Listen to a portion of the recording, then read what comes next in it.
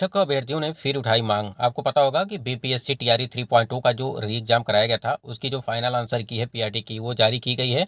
फिर भी उसमें कई सारी त्रुटियां देखने को मिल रही हैं। जैसे आपकी ओएमआर सीट भी जारी की गई थी, उसमें भी कई सारी गड़बड़ी देखने को मिली थी।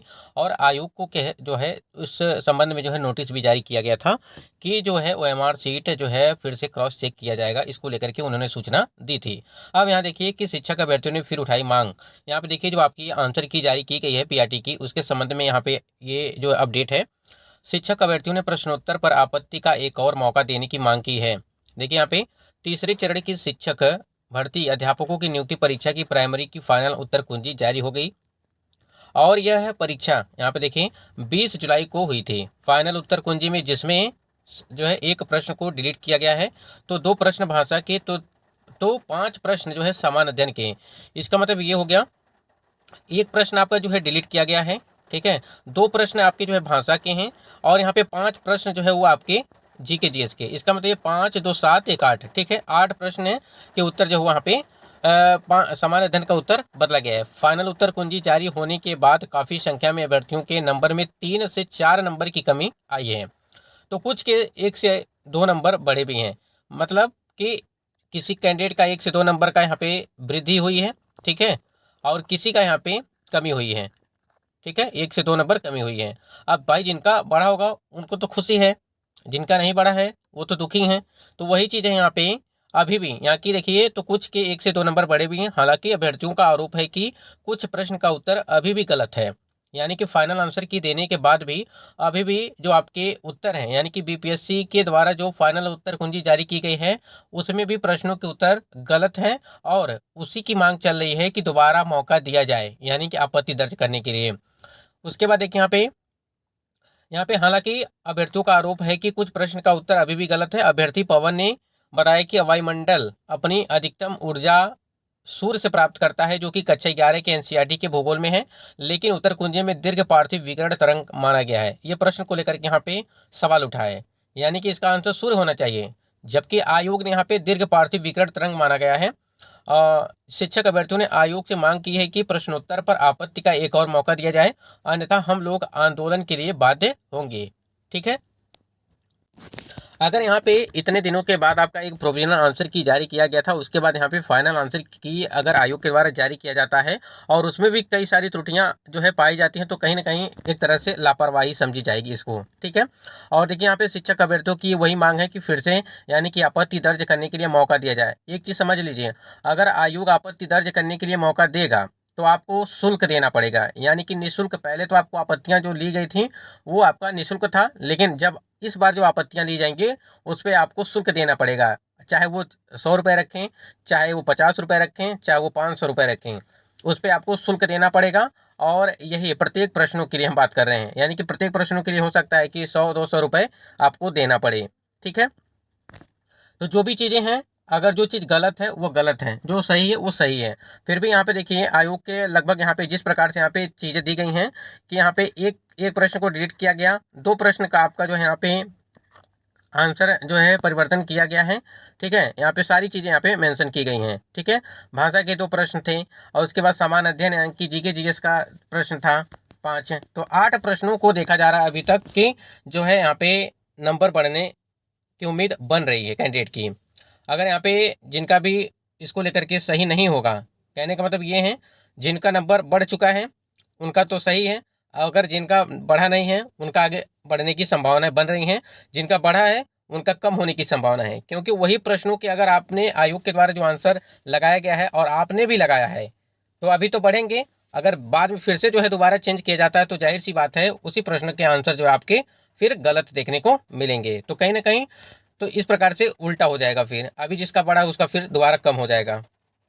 इसके बाद यहाँ पे थोड़ा सा देख लेते हैं कि आपकी जो पीआरटी की आंसर की फाइनल आंसर की तो जारी कर दी गई है, लेकिन जो 6 to 8, 9 to 10 और 11 to 12 वाले कैंडिडेट हैं उनका जो है आंसर की कब तक जारी किया जाएगा। टीआरई 3 के वर्ग 1 से 5 तक की अंतिम आंसर की जारी कर दी गई है। तीसरे श्रेणी की शिक्षक नियुक्ति परीक्षा टीआरई 3 वर्ग 1 से 5 तक की अंतिम जो है आंसर की बीपीएससी ने रविवार देर रात जारी कर दी, और इससे पहले प्रोविजनल आंसर की पर प्राप्त आपत्ति पर विचार करने के बाद बीपीएससी ने इसे जारी किया। अगले 2-3 दिनों में वर्ग 6 से 8 तक की भी अंतिम आंसर की जारी कर दी जाएगी। यहाँ पे देखिए, यानी कि जो 6 to 8 की अगर बात कर रहे हैं तो इसमें जो है 2 से 3 दिनों के अंदर उसको भी जारी कर दिया जाएगा। ठीक है, 2 से 3 दिनों के अंदर इसे भी जारी कर दिया जाएगा। और यहाँ पे देखिए, अभी वर्ग 9वीं 10वीं, देखिए यहाँ पे 9वीं 10वीं और 11वीं 12वीं के प्रोविजनल आंसर की पर प्राप्त आपत्ति पर विचार किया जा रहा है। और 23 सितंबर तक, ध्यान दीजिएगा, 23 सितंबर तक जो है वर्ग 9वीं 10वीं और 11वीं 12वीं के अंतिम आदर्श उत्तर जो है भी जारी कर दिए जाएंगे। ठीक है, यानी कि 2 से 3 दिनों के अंदर जो है आपका 6 to 8 का, ठीक है, फिर 9वीं 10वीं का, उसके बाद से जो है यहाँ पे 9वीं 10वीं और 11वीं 12वीं का 23 सितंबर तक यहाँ पे बताया गया है कि आपकी फाइनल आंसर की जारी कर दी जाएगी।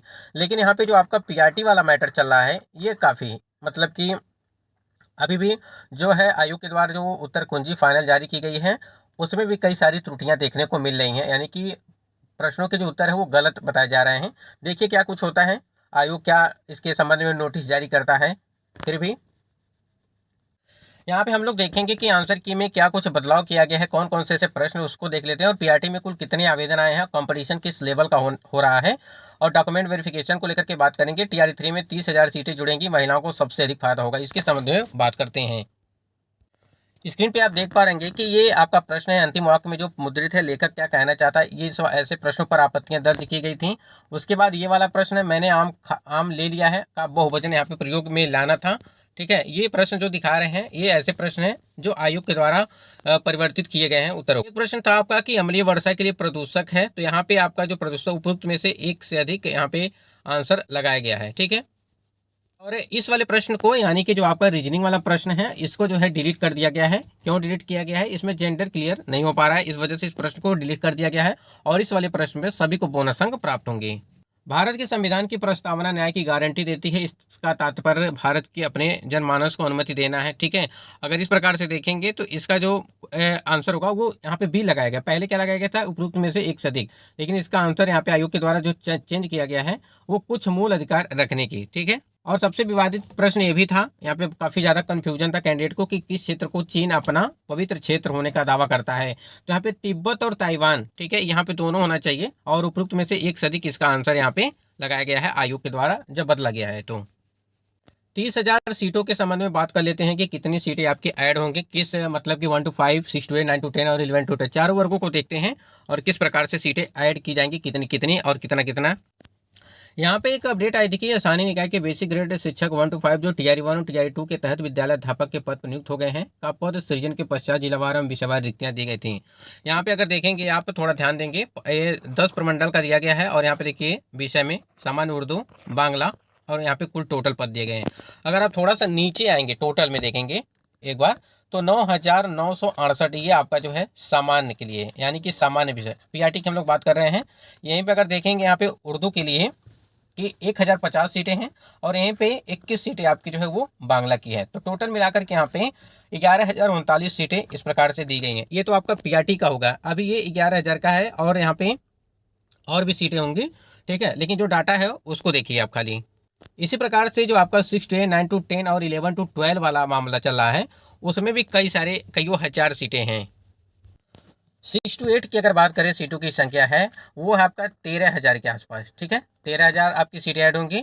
अगर वहीं पे 9 to की बात करें, 8,000 के आसपास आपकी सीटें हैं ऐड होंगी, अगर ऐड किया जाएगा तब। ठीक है, और यहाँ पे लगभग जो आपका 11वीं और 12वीं के लिए हैं वो आपका सीटों की संख्या 5,000 के आसपास जो है सीटें हैं, मतलब कि 5,000 से अधिक हैं 11वीं 12वीं में। और उसमें क्या है कि अगर देखिए, क्योंकि आपकी भर्ती प्रक्रिया भी होने वाली है टीआरई 4.2 की, अगर वो टीआरई 3 में ऐड करते हैं सीटें तो लगभग आपकी जो सीटों की संख्या होगी टोटल 1,23,000 के आसपास होगी। ठीक है, मोटी मोटा। तो इस प्रकार से अगर देखें तो लगभग 30 से 35,000 के आसपास सीटों की संख्या आपकी जो है वो बढ़े जाएंगी। अब वही है कि अगर ऐड करते हैं तो ठीक है, अन्यथा आपको टीआरई 4.2 की भर्ती में ये सीटें ऐड होंगी। जितने भी कैंडिडेट यहाँ पे बीपीएससी टीआरई 3.0 का जो पीआरटी का फाइनल आंसर की मिलाने के बाद अगर उनके जो है 75 से 80 के आसपास के नंबर वहाँ पे बन रहे हैं, ठीक है, यानी कि वार कैटेगरी की बात करें अगर, तो देखिए सभी लोग यहाँ पे डॉक्यूमेंट वेरिफिकेशन के लिए तैयारी बना रहे हैं। यानी कि जितने भी कैंडिडेट हैं डॉक्यूमेंट को अपना रेडी करके रखें। हमने डॉक्यूमेंट से संबंधित कई सारे वीडियो बना के डाले हैं, उसको आप जाकर के सर्च करके जो है देख सकते हैं। देखिए डॉक्यूमेंट वेरिफिकेशन में क्या है कि सबसे पहले मोबाइल नंबर, आधार कार्ड आपस में लिंक होना चाहिए। बाकी जो आपने फॉर्म अप्लाई करते टाइम पे जो भी डॉक्यूमेंट वहाँ पे अपलोड किया है, ठीक है, वो सारे डॉक्यूमेंट आपके पास होने चाहिए ओरिजिनल, ठीक है। और 2 प्रतियां होनी चाहिए सभी के, यानी कि 2 फाइलें आपकी बनेंगी, सभी में सभी डॉक्यूमेंट रहने चाहिए। और जो बीपीएससी का जो वाटरमार्क वाला यहाँ पे लगातार आपके द्वारा कमेंट्स आ रहे हैं कि कब तक आएगा, तो वो भी जल्द आएगा। उसके लिए बिल्कुल निश्चिंत रहिए, वो आपको अपडेट मिल जाएगी। तो यहाँ पे देखिए पीआरटी में अगर कुल आवेदन की बात करें, कुल आवेदन आप देख ही पा रहे होंगे कि जो है 1,60,000 आवेदन आए थे, लेकिन 1,16,000 ही कैंडिडेट यहाँ पे उपस्थित थी परीक्षा में। लगभग 72% कैंडिडेट यहाँ पे उपस्थित हैं। तो ठीक ठाक यहाँ पे कंपटीशन भी है। और देखिए यहाँ पे 75 से 80 के बीच अगर जिसका भी कैंडिडेट यूआर कैटेगरी के हैं तो उनका लगभग हो जाना चाहिए यहाँ पे, क्योंकि अभी भी सीटें आपकी ऐड भी होनी है। 11,000 सीटें होनी है, जिसमें 9,900 कुछ सीटें आपकी जो है यूआर कैटेगरी यानी कि सामान्य में ऐड होंगी, यानी कि सामान्य विषय में। तो फ़ायदा ही फ़ायदा इसमें है सभी को। और जो आपका 65% से हटा करके 40 पर यहाँ पे 50% किया गया है आरक्षण वाला, ठीक है, वो भी मामला चला है। 18 तारीख को इसकी सुनवाई है, ध्यान दीजिएगा। 18 तारीख को इसकी सुनवाई, 18 सितंबर को इसकी सुनवाई है, जो आपका 65% आरक्षण वाला मामला है। तो कंपटीशन यहाँ पे ठीक ठाक है, मतलब अगर पीआरटी, तो देखिए यहाँ पे जो भी कैंडिडेट यहाँ पे 80 के आसपास, मतलब कि 80 के आसपास होंगे, वो उनका ठीक ठाक है, वो उनका सिलेक्शन हो जाएगा पीआरटी में।